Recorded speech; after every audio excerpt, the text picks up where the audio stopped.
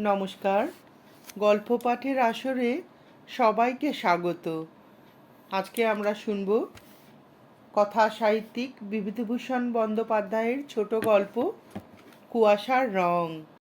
ভয়ানক বর্ষা কদিন সমানভাবে চলিয়াছে, বিরাম বিশ্রাম নাই। প্রতুল মেসের বাসায় নিজের সিটটিতে বসিয়া বসিয়া বিরক্ত হইয়া উঠিয়াছে। কোথায় বা বাহির হইবে, যাইবার উপায় নাই কোনো দিকে। ছাদ চুইয়া ঘরে জল পড়িতেছে। সকাল হইতে বিছানাটা একবার এদিকে একবার ওদিকে সরাইয়া বা কতক্ষণই পারা যায়। সন্ধ্যার সময় আরও জোরে বর্ষা নামিল। চারিদিকে ধোঁয়াকার হইয়া উঠিল। বৃষ্টির জলের কুয়াশার ফাঁকে ফাঁকে গ্যাসের আলোগুলো রাস্তার ধারে ঝাপসা দেখাইতেছে। প্রতুল একটা বিড়ি ধরাইল। সকাল হইতে এক বান্ডিল বিড়ি উঠিয়া গিয়াছে। বসিয়া বসিয়া বিড়ি খাওয়া ছাড়া সময় কাটাইবার উপায় কই? সিগারেট কিনিবার পয়সা নাই। এই সময় সিগারেট খাইয়া কাটাইতে হইলে 2 বাক্স ক্যাভেন্ডার নেভিকাট সিগারেট লাগিত।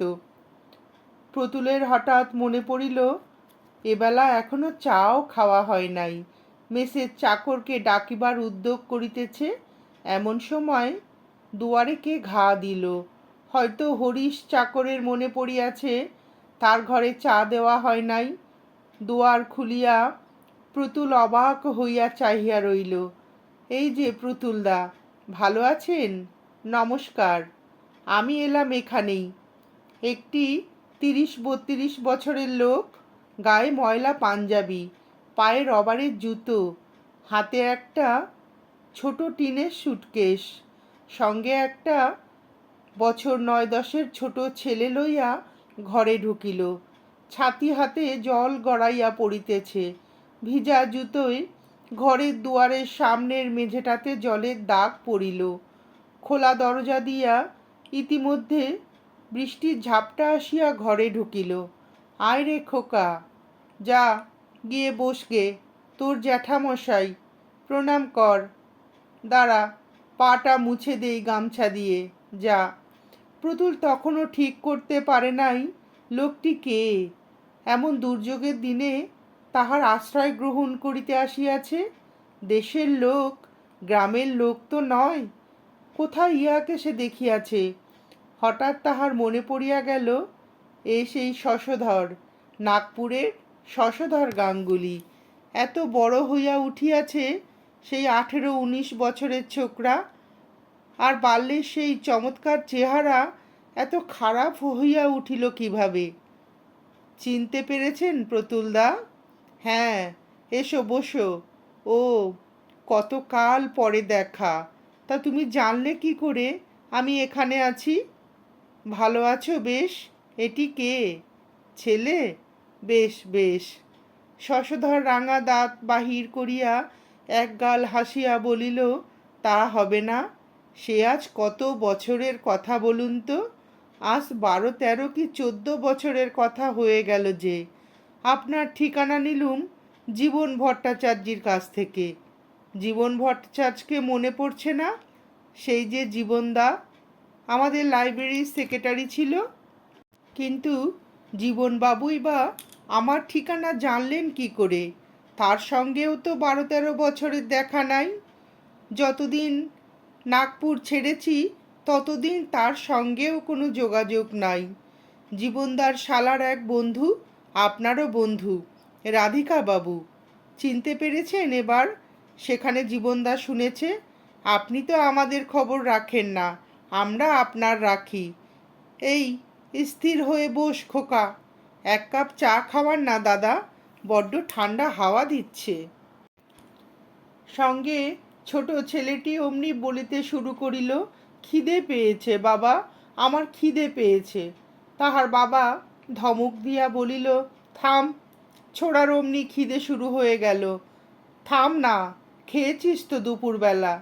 প্রতুল বলিল, আহা, ওকে ধমকাচ্ছ কেন? ছেলে মানুষের খিদে তো পেতেই পারে। দাঁড়াও খোকা, আমি খাবার আনাচ্ছি। চা ও জলযোগের পর্ব মিটিয়া গেলে প্রতুল বলিল, তারপর শশধর এখন হচ্ছে কি? শশধর বলিল, করব আর কি, রামজীবনপুরের ইউপি স্কুলের হেড পণ্ডিত। আজ দুদিনের ছুটি নিয়ে কলকাতা এলাম, একটু কাজ আছে। ভালো কথা প্রতুলদা, এখানে একটু থাকবার জায়গা হবে? প্রতুল বলিল, হ্যাঁ হ্যাঁ, তার আর কি, থাকো না, জায়গা তো যথেষ্টই রয়েছে। আমি বলে দিচ্ছি তোমাদের খাওয়ার কথা রাত্রে। আজ প্রায় 12-13 বছর আগে প্রতুল নাথপুর গ্রামের মিউনিসিপ্যাল অফিসে কেরানির চাকুরি লইয়া যায়। নাথপুর নিতান্ত ক্ষুদ্র গ্রাম নয়, আশেপাশের 4-5খানি ছোট গ্রাম লইয়া বড় মিউনিসিপ্যালিটি। ইলেকশন লইয়া দলাদলি মারামারি পর্যন্ত হইত। লাইব্রেরি ছিল, ডাক্তারখানা ছিল, হাই স্কুল ছিল, একটা পুলিশের ফাঁড়ি পর্যন্ত ছিল। একদিন নিজের ক্ষুদ্র বাসাটিতে বসিয়া আছি একা, এমন সময় 18-19 বছরের ছোকরা আসিয়া প্রণাম করিয়া বলিল, আপনি নতুন এসেছেন আমাদের গায়ে? হ্যাঁ বললাম। এসো বসো। তোমার নাম কি? আমার নাম শশধর, আপনার সাথে আলাপ করতে এলুম। একলাটি বসে থাকেন? এসো ভাই, ভালোই হয়েছে। তুমি বুঝি স্কুলে পড়ো? শশধর পরিচয় দিল। না, সে স্কুলে পড়ে না, অবস্থা ভালো না। স্কুলে কে পড়াইবে? তাহা ছাড়া সংসারে বাবা নাই, তাহারই ঘাড়ে সংসার। মা, 2 বোন, 3টি ছোট ছোট ভাই, স্ত্রী। প্রতুল বিস্মিত হইয়া বলিল, তুমি বিয়ে করেছ নাকি? আগে হ্যাঁ, ও বছর হয়ে গিয়েছে। ছেলেটি দেখতে সুশ্রী সুপুরুষ। অল্প বয়সে বিবাহ হওয়াটা আশ্চর্য নয় বটে। কিছুক্ষণ বসিয়া থাকিবার পরে ছেলেটি সেদিন চলিয়া গেল। তাহার পর হইতে মাঝে মাঝে সে প্রায় আসিত। এই গ্রামে প্রতুল নতুন আসিয়াছে, বিশেষ কাহারও সহিত পরিচয় নাই। এই অবস্থায় একজন তরুণ বন্ধু লাভ করিয়া প্রতুলও খুশি হইল। সময় কাটাইবার একটা উপায় হইল। সন্ধ্যাবেলাটা দুজনে গল্প গুজব করে কাটিয়া যাইত। একদিন শশধর প্রতুলকে বাড়িতে যাওয়ার নিমন্ত্রণ করিল। শশধরের মা তাকে ছেলের মতো যত্ন করে খাওয়ালেন। শশধরের বোন কণা তাকে প্রথম দিনেই প্রতুলদা বলিয়া ডাকিল। এই নির্বান্ধব পল্লীগ্রামে ইহাদের স্নেহসেবা প্রতুলের বড় ভালো লাগিল সেদিন। ইহার পর অফিস হইতে প্রতুল নিজের বাসায় ফিরিতে না ফিরিতেই শশধর প্রতুলকে ডাকিয়া নিজের বাড়িতে প্রায় লইয়া যায়। প্রায় বৈকালিক চা পানের ও জলযোগের ব্যবস্থা সেখানেই হয়ে থাকে। দিন কতক যাইবার পরে প্রতুল ইহাতে সংকোচ বোধ করিতে লাগিল। শশধরদের সাংসারিক অবস্থা বিশেষ সচ্ছল নয়। রোজ রোজ তাহার জলযোগের জন্য উহাদের খরচ করাইতে প্রতুলের মন সায় দিল না। সে যাওয়া বন্ধ করিল। অবশ্য মুখে সোজাসুজি কোনো কিছু বলিতে পারা সম্ভব ছিল না।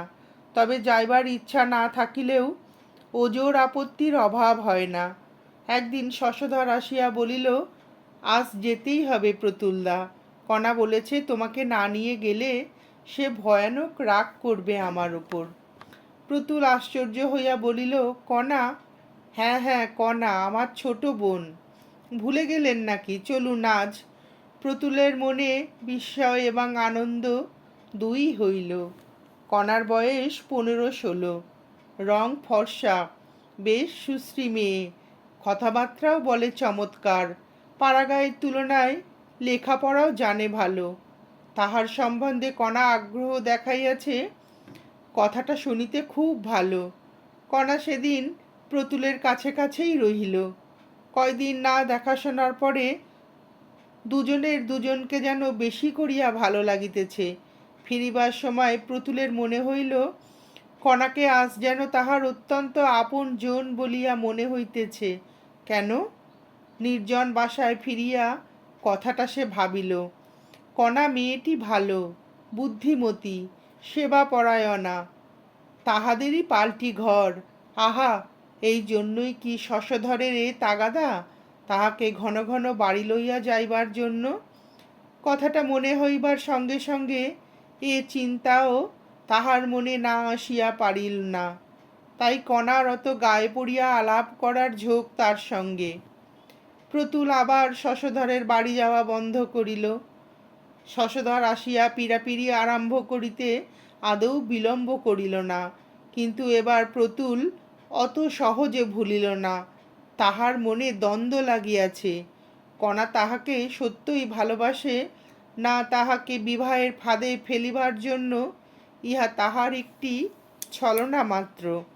কণার মা কি জন্য তাহাকে অত আদর করিয়া থাকেন, বা শশধর তাহাকে বাড়ি লইয়া যাইতে অত আগ্রহ দেখায়, ইহার কারণ প্রতুলের কাছে ক্রমশ স্পষ্ট হইয়া উঠিল। গরিবের মেয়ে, বিবাহ দেবার সঙ্গতি নাই উপযুক্ত পাত্রে। সেই হিসাবে প্রতুল পাত্র ভালোই, 30 টাকা মাইনে পায় অফিসে, বয়স কম, দেখিতে শুনিতেও এ পর্যন্ত তো প্রতুলকে কেহ খারাপ বলে নাই। ইহাদের সকল স্নেহ ভালোবাসা ও আগ্রহের মধ্যে একটি গূঢ় স্বার্থ সিদ্ধির সন্ধান জানিয়া প্রতুলের মন ইহাদের প্রতি নিতান্ত বিরূপ হইয়া উঠিল। মাস 2 কাটিয়া গিয়াছে, ভাদ্র মাস, 7-8 দিন বেশ ঝলমলে শরতের রৌদ্র। খালের ধারে কাশফুল ফুটিয়াছে, জলকাদা শুকাইয়া আসিতেছে। পুজোর ছুটির আর বেশি দেরি নাই। প্রতুল বসিয়া বসিয়া সেই কথা ভাবিতেছিল। মিউনিসিপ্যাল অফিসে 12 দিন ছুটি।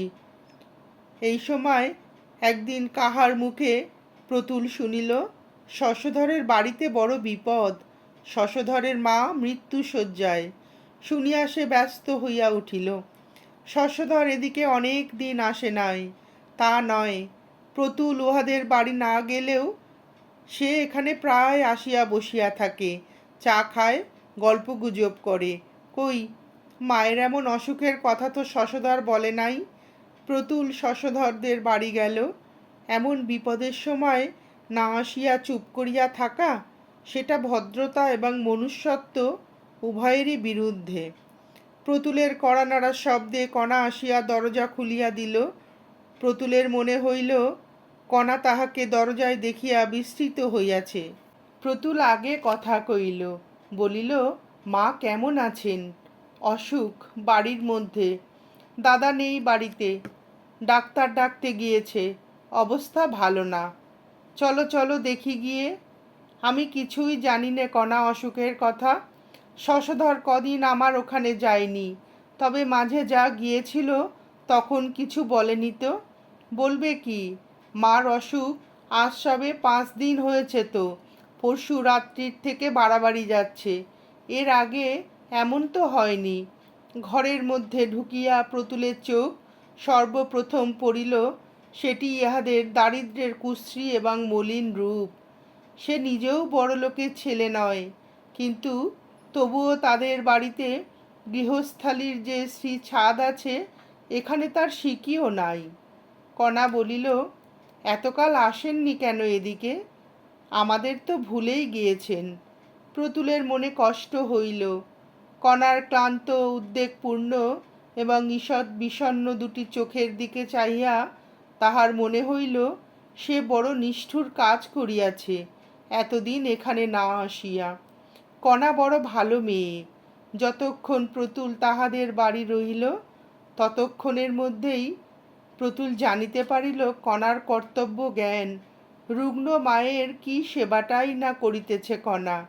এত দুঃখে উদ্বেগেও কণার সুন্দর রূপ ম্লান হয় নাই। অনেক মেয়েকে সে দেখিয়াছে, সাজিলে গুছিলে সুশ্রী মনে হয়, কিন্তু মলিন কাপড় পরিয়া থাকিলে বা চুল না বাঁধা থাকিলে, কিংবা হয়তো সদ্য ঘুম হইতে ওঠা অবস্থায় দেখিলে বড় খারাপ দেখায়। কণার রূপের মধ্যে এমন একটা কিছু আছে যাহাতে কোনো অবস্থাতেই খারাপ দেখায় না। এত অনিয়ম, রাত্রি জাগরণ, উদ্বেগ, পরিশ্রমের মধ্যেও কণা তেমনি ফুটন্ত ফুলটির মতো তাজা, তেমনি লাবণ্য ও সুকুমার মুখে। কণার সম্বন্ধে এই একটি মূল্যবান সত্য আবিষ্কার করিয়া প্রতুল আনন্দিত ও বিস্মৃত দুই হইল। ইহার পর প্রতুল কয়দিন কণাদের বাড়ি নিয়মিত যাইতে লাগিল। রোগিণীর সেবায় সেও কণাকে সাহায্য করিত। স্টোভ জ্বালা, জল গরম করা, বিছানার চাদর বদলানোর সময় রোগিণীকে বিছানার এক পাশে সরানো, ডালিম বেদানার দানা ছাড়ানো। পঞ্চম দিনের প্রাতকালে কণার মা যখন ইহলোকের মায়া কাটিয়া চলিয়া গেলেন, তখন সেই শোক সন্তপ্ত পরিবারকে সে যথাযোগ্য সান্ত্বনা দেবার চেষ্টা করিতে লাগিল। দাহকার্যের খরচপত্র নিজে হইতে দিল, কারণ শশধর একেবারে কপর্দক শূন্য সেদিন। নিজে শ্মশানে গিয়া শেষ পর্যন্ত রহিল। আবার সকলের সঙ্গে সেখান হইতে কণাদের বাড়ি ফিরিয়া আগুন তাপিল এবং নিমের পাতা দাঁতে কাটিল। কণা আজকাল প্রতুলের দিকেও বড় টানে। তাহার সুখ দুঃখ, সে রাত্রে ঘুমাইল কিনা, তাহাকে চা ঠিক সময়ে দেওয়া এবং সেই সঙ্গে কিছু না হোক এক মুঠো মুড়ি ও তেল নুন দিয়া মাখিয়া দেওয়া, এসব দিকে কণার সতর্ক দৃষ্টি। এত দুঃখ বিপদের মধ্যেও ইহাও প্রতুলের মনে বড় আনন্দ দিয়েছে কয়দিন। শ্রাদ্ধের আগের দিন প্রতুল শশধরকে নিজের মাহিনা হইতে 20 টাকা দিয়া তাহাকে কি করিতে হইবে না হইবে পরামর্শ দিল। জিনিসপত্র ও লোকজন খাওয়ানোর ফর্দ ধরিল। সামান্য তিল কাঞ্চন শ্রাদ্ধ হইবে। শ্রাদ্ধের দিন 12টা ব্রাহ্মণ এবং নিয়মভঙ্গের দিন জন 15 জাতি কুটুম্ব খাইবে। এইসব কথা কণাদের বাড়ি বসিয়াই হইতেছিল। পরমার্শান্তে প্রতুলকে বসাইয়া রাখিয়া শশধর কোথায় বাহির হইয়া গেল। প্রতুলের বসিয়া থাকিবার কারণে সে এখনো বৈকালিক চা পান করে নাই। না খাইয়া গেলে কণা চটিয়া যাইবে। কণা চা লইয়া ঘরে ঢুকিল। প্রতুল কণার হাত হইতে পেয়ালাটি লইয়া বলিল, বসো কণা, কালকার সব জোগাড় করে রাখো। ফর্দ দিয়েছেন নবীন ভট্টাচার্যি। সন্ধ্যার পর একবার দেখে নিও সেখানা। শশধর কেনাকাটা করতে গিয়েছে, যদি কিছু বাদ পড়ে আনিয়ে নিও। আপনি টাকা দিলেন? আমি? হ্যাঁ, তা কত টাকা দিলেন সে কথার দরকার? সে এমন কিছু নয়, তাছাড়া ধার। শশধর আবার আমায়, দাদা আবার আপনাকে ছাই দেবে। আপনাকে কথাটা বলবো ভাবছি। কেন আপনি আমাদের পেছনে এমন করে খরচ করবেন? রোগের সময় টাকা দিয়েছেন, আবার কাজের সময় দেবেন।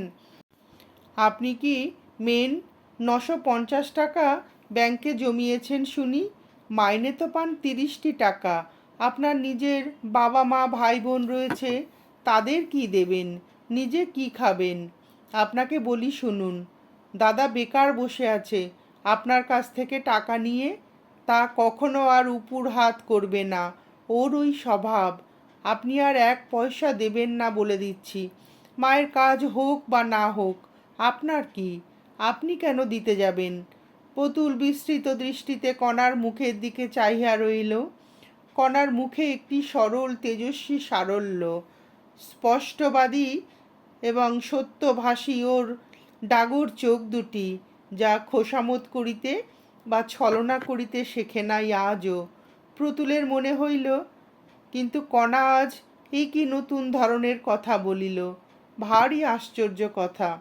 এতদিন কণাকে চিনিতে পারে নাই সে, আজ চিনিল বটে। শ্রদ্ধায় সম্ভ্রমে প্রতুলের মন পূর্ণ হইয়া উঠিল। কণা সাধারণ মেয়ে নয়। শ্রাদ্ধ শান্তি মিটিয়া গেল। প্রতুল নিয়মিত উহাদের বাড়ি যাতায়াত করিতে লাগিল। কণার সেবা অভ্যস্ত হইয়া গিয়াছে। সেও যত্ন এবং সেবার এতটুকু খুঁত কোনোদিন প্রতুলের চোখে পড়িল না আজও। মায়ের শোক খানিকটা প্রশমিত হইবার পরে কণা আরও সুশ্রী হইয়া উঠিয়াছে এখন।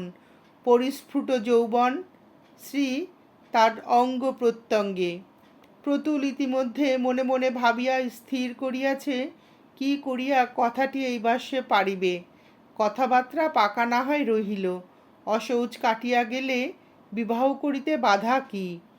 পরের বাড়ির তরুণী পূর্ণ যৌবন মেয়ের সাথে এভাবে মেলামেশা উচিত হইতেছে না। একটা পাকাপাকি কথা হওয়া ভালো। বৈকালে প্রতুল কণাদের বাড়ি গেল। কণা আসিয়া বলিল, ওই রে বাস, আমি বলেছে কিনা বলেছি প্রতুলদা তো এলো বলে, দুধ নেই চা করবার। ওবেলা পিন্টু দুধের কড়া আলগা করে রেখে দিয়েছে, আর সব দুধখানি উপুর করে রেখে দিয়েছে বিড়ালে। বসো কণা, এখানে চা হবে এখন, তার জন্য কিছু নয়। কণা এখন মাতৃহীন ছোট ভাই বোনের মায়ের স্থান পূরণ করিয়া আছে। সংসারে সেই এখন কর্ত্রী। প্রতুল তা জানে, কিন্তু এই ক্ষুদ্র কর্ত্রীটি মাঝে মাঝে কীরকম ফাঁদে পড়িয়া যায় পয়সা কড়ির অভাবে, তাহাও প্রতুল দেখিয়াছে। কণা তাহাকে কিছু বলে না, কোনো দিনও না, কিন্তু সে নানা রকমে টের পায়, যেমন আজই পাইল। কণা কি কাজে একটু উঠিয়া গিয়াছে। প্রতুল কণার ছোট ভাই বিনুকে ডাকিয়া বলিল, কি খেয়েছ খোকাবাবু? ভাত খেয়েছি। এখন কি খেয়েছ? আর কিছু নেই, ভাত নেই। দিদি খায়নি। তখনই সেখানে কণা ছোট বোন 11 বছরের পিন্টু আসিল। প্রতুল বলিল, কণা খায়নি কেন? পিন্টু বলিল, ভাত ছিল না, ওবেলার চাল ধার করে নিয়ে এলো দিদি, ওই সরকারদের বাড়ি থেকে। দাদা কাল কোথায় গিয়েছে, আজও তো ফিরল না। মহেশ চক্রবর্তীর দোকানে টাকা পাবে বলে চাল ডাল দেয় না আজকাল। দিদি এখন কোথায় পাবে, কোন দিকে যাবে? প্রতুল অনেক কথা ভাবিল। কণা সংসার চালাইতে পারে না টাকার অভাবে। সে নিজে যদি বাহির হইতে 200 টাকা সাহায্য করে, সেটা যেন ভিক্ষা দেওয়ার মতন দেখায়। সে টাকা হাত পাতিয়া লওয়ায় কণার গৌরব ক্ষুণ্ণ হয়। কণাকে সে অপমানের মধ্যে টানিয়া আনিতে তাহার মন সরে না। অথচ এরকম কষ্ট করিয়াই বা কণা কতদিন বাঁচিবে? সব দিকের সুমীমাংসা করতে হইলে বিবাহের কথাটা পাড়িতে আর বিলম্ব করা উচিত নয়। আজই সে কণার সঙ্গে একটা বোঝাপড়া করিবে আগে, তাহার পর শশধরকে জানাইলে চলিবে। এখন শশধরটা মানুষ নয়, সে ইতিমধ্যে বেশ বুঝিয়া ফেলিয়াছে। কণা চা লইয়া ঘরে ঢুকিল। বলিল, একটু দেরি হয়ে গেল প্রতুলদা, দুধ ছিল না একেবারে, আনলাম রায় কাকাদের বাড়ি থেকে। দেখুন তো চাটা খেয়ে কেমন হয়েছে। প্রতুল বলল, ব্যস্ত হয়ে ঘুরছ কোথায় কণা? বসো, এখানে কথা আছে। শীতকালের বিকেল। কণাদের বাড়ির চারপাশে বন জঙ্গলে বনমৌরি লতায় ফুল ফুটিয়াছে। বেশ একটা উগ্র সুগন্ধে অপরাহ্নে শীতল বাতাস ভরপুর। ভাঙা ইটের পাঁচিলের গায়ে রাঙা রোদ পড়িয়া কণাদের পুরানো পৈতৃক ভদ্রাসনের প্রাচীনত্ব ও দারিদ্র্য যেন আরও বাড়াইয়া তুলিয়াছে। কণা বসিল, প্রতুলের মুখের দিকে আগ্রহের সহিত চাহিয়া বলিল, কি প্রতুলদা, তোমাকেই কথাটা বলি, কিছু মনে করো না কণা। অনেক দিন থেকেই কথাটা আমার মনে রয়েছে, বলি বলি করে বলা ঘটে উঠছে না। তুমি আমায় বিয়ে করবে কণা? আমি অত্যন্ত সৌভাগ্য বলে মনে করব যদি। কণা খানিকটা চুপ করিয়া রহিল। খানিকক্ষণ দুজনের কেউই কথা বলিল না। তারপর কণা ধীরে ধীরে অনেক চাপা সুরে বলিল, সে হয় না প্রতুলদা। প্রতুল বিস্মিত হইল। কণার এই উত্তর সম্পূর্ণ অপ্রত্যাশিত তাহার কাছে। বলিল, হয় না কণা? কণা মাটির দিকে চোখ রাখিয়া পূর্ববৎ নিম্ন সুরে বলিল, হয় না প্রতুলদা। কারণ আছে অবশ্যই, সে কথা বলবো না। বিয়ে হতে পারে না। কেন? কণা কি অন্য কোনো যুবককে ভালোবাসে? কই, আর কোনো যুবককে তো প্রতুল কোনো দিন উহাদের বাড়িতে যাওয়া আসা করিতে দেখে নাই। ব্যাপারটা কি? কারণটা জানতে পারলে বড় ভালো হতো কণা। খুব বেশি বাধা আছে কি? হ্যাঁ, কারণটা বলবে? আপনি কিছুই জানেন না। দাদা কিছু বলেনি আপনাকে? প্রতুল আরও বিস্মিত হইল। কি জানিবে সে? শশধরই বা তাহাকে কি বলিবে? অত্যন্ত আগ্রহ ও কৌতূহলের সঙ্গে সে বলিল, না কনা, তুমি কি বলছো? আমি কিছুই বুঝিতে পারিতেছি না। শশধর কি বলবে আমায়? আমি বিধবা। তুমি? হ্যাঁ, 8 বছর বয়সে আমার বিয়ে হয়। 13 বছর বয়সে এই 5 বছর হলো। প্রতুলের মাথা বনবন করিয়া ঘুরিতে লাগিল যেন, সর্বশরীর যেন ঝিমঝিম করিতেছে। কণা বিধবা? কণার বিবাহ হইয়াছিল 8 বছর বয়সে? অদৃষ্টের কি দারুণ পরিহাস! আর সে কত আকাশ কুসুম না রচনা করিয়াছে মনে মনে এই কণাকে লইয়া। উহাদের প্রতি মনে মনে কত অবিচার করিয়াছে তাহাকে জামাই করিবার উদ্দেশ্য প্রতি আরোপ করিয়া। গ্লানি ও অনুতাপে প্রতুলের মন পূর্ণ হইয়া গেল। কিন্তু কণা, এ কথা তো আমি কিছুই জানি নে, আমাকে তো কেউ কিছু বলেনি।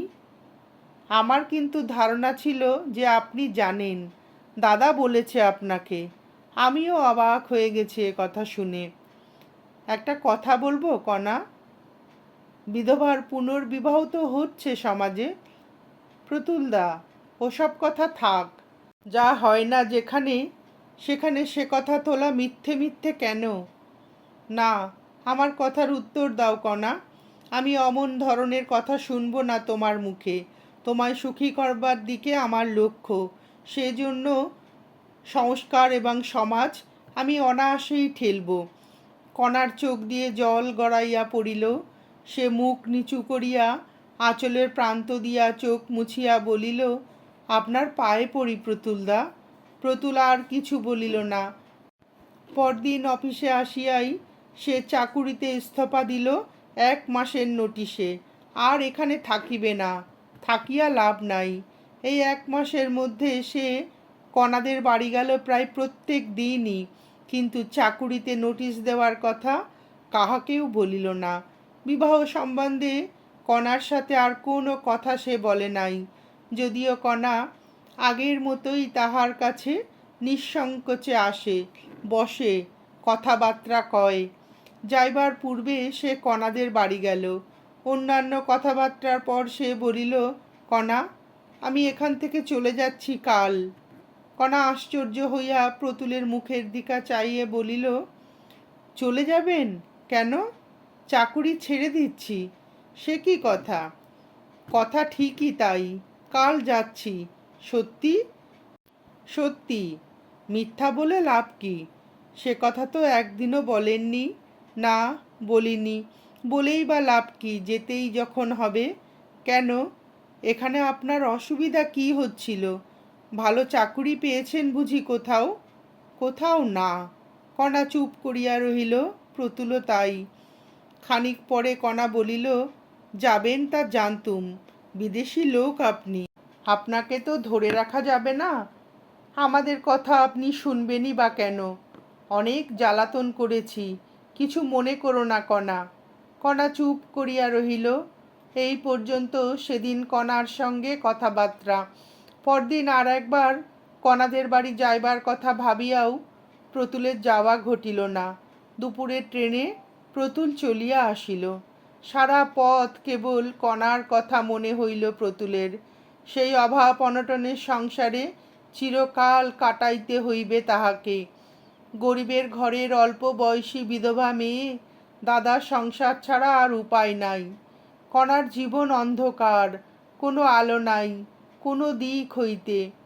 প্রতুলের বুকের মধ্যে কোথায় যেন টনটন করিতেছে। কণাকে কাহার কাছে রাখিয়া যাইতেছে সে? পরেক্ষণেই ভাবিল, কি মুশকিল! কণা রয়েছে তার বাপের ভিটেতে, ভাই বোনের কাছে, দাদার কাছে। তার সঙ্গে আমার কি? 5-6 মাস পরে, সেই ফাল্গুন মাসেই মায়ের পীড়াপিড়িতে তাহাকে বিবাহ করিতে হইল। প্রতুলের শ্বশুরেরও 2-3টি বড় কলিয়ারি ছিল, কিন্তু কলিয়ারিগুলির অবস্থা ছিল খারাপ। চুরি হইত। নির্ভরযোগ্য ম্যানেজারের অভাবে কলিয়ারিগুলি লোকসানি মহল হইয়া পড়িয়া থাকিত। প্রতুলের শ্বশুর একদিন প্রস্তাব করিলেন, সে অফিসে পরের চাকুরি না করিয়া যদি কলিয়ারিগুলির তত্ত্বাবধান করে, তবে অফিসে যে বেতন পাইতেছে তাহা তো পাইবেনই, উপরন্তু ভবিষ্যতে একটা উন্নতির আশা থাকে শ্বশুর জামাই উভয়েরই। প্রতুল শ্বশুরের প্রস্তাবে রাজি হইল। আর 2 বছর পরে কলিয়ারির অবস্থা সত্যিই ফিরিল প্রতুলের কর্মদক্ষতায়।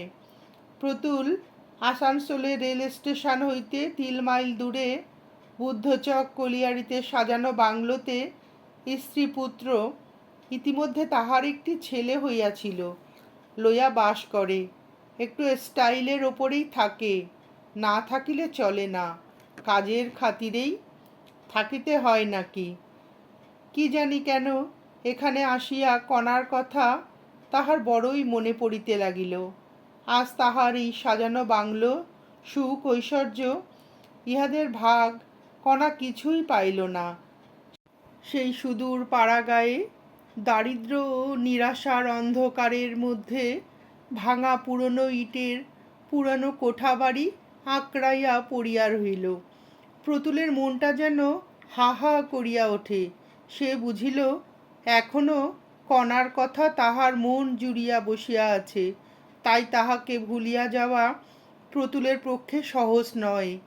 প্রতুলের স্ত্রী বড়লোকের মেয়ে, বাল্যকাল হইতে সে সুখ ভোগ করিয়া আসিতেছে। তাহাকে খাইয়া পড়াইয়া নতুন জিনিস দেখাইয়া লাভ কি? তেলা মাথায় তেল দেওয়া, বরং যে চিরবঞ্চিতা, জীবন যাহাকে কিছু দেয় নাই, তাহাকে যদি আসে কেন এমন হয় জীবনে কে বলিবে? যে পাইয়া আসিতেছে সেই বারবার পায়, যে পায় না সে কখনোই পায় না।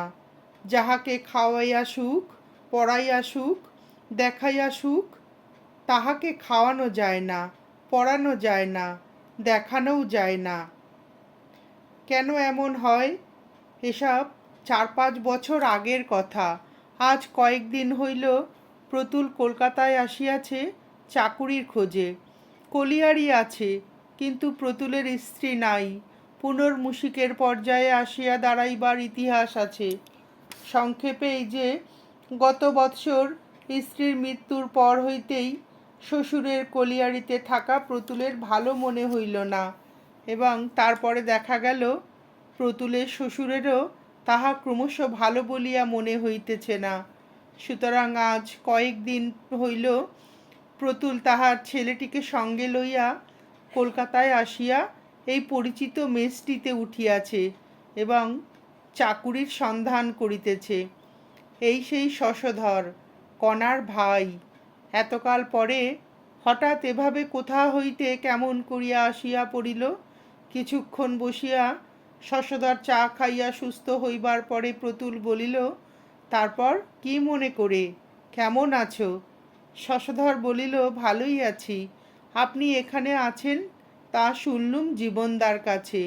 আপনি নাকি চাকুরি খুঁজছেন, সেই জন্যই আমার এখানে আসা। আপনার সব কথাই শুনেছি।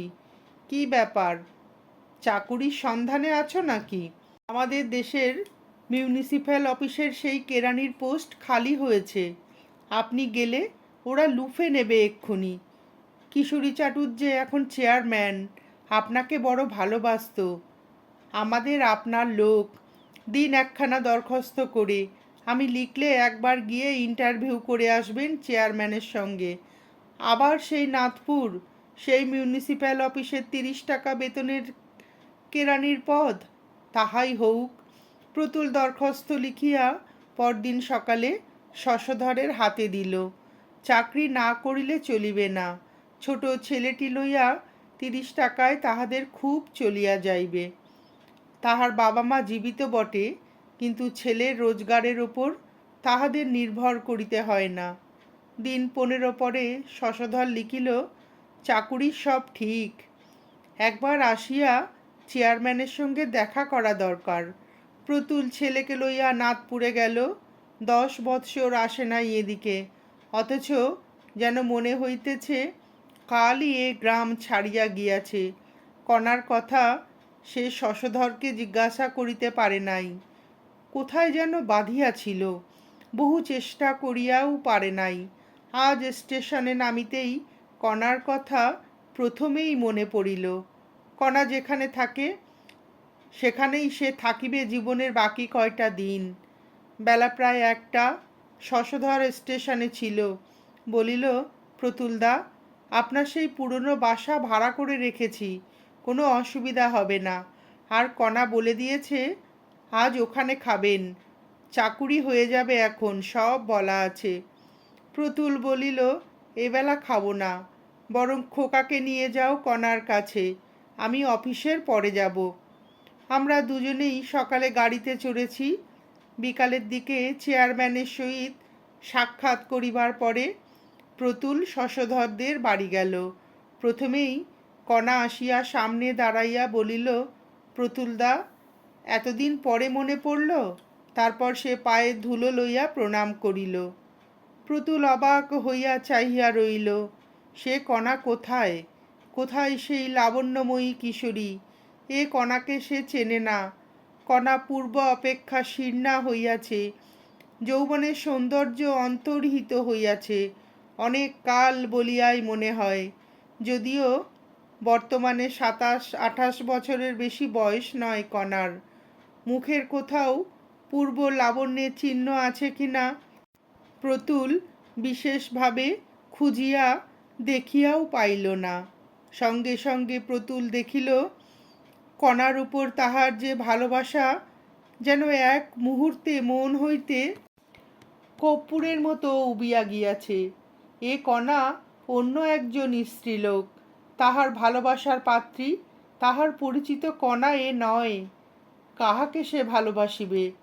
কণা অবশ্য খুব আদর যত্ন করিল।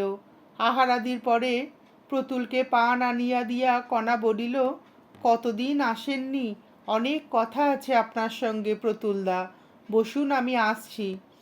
প্রতুল ভাবিতেছিল, ভাগ্যে কণার সঙ্গে তার বিবাহের সুবিধা বা যোগাযোগ হয় নাই। কি বাঁচিয়াই গিয়াছে সে, ভগবান বাঁচিয়া দিয়াছেন। উফ! 2-4টি মামুলি কথা বলিয়া প্রতুল ছেলের হাত ধরিয়া উহাদের বাড়ি হইতে বাহির হইয়া হাঁপ ছাড়িয়া যেন বাঁচিল। পরদিন সকালে শশধরকে ডাকিয়া বলিল, না ভাই, ছেলেটার শরীর খারাপ হয়েছে কাল রাত্রেই। তোমাদের যা ম্যালেরিয়ার দেশ, ছেলেকে নিয়ে এখানে চাকুরি পোষাবে না, অন্যত্র চেষ্টা দেখিগে।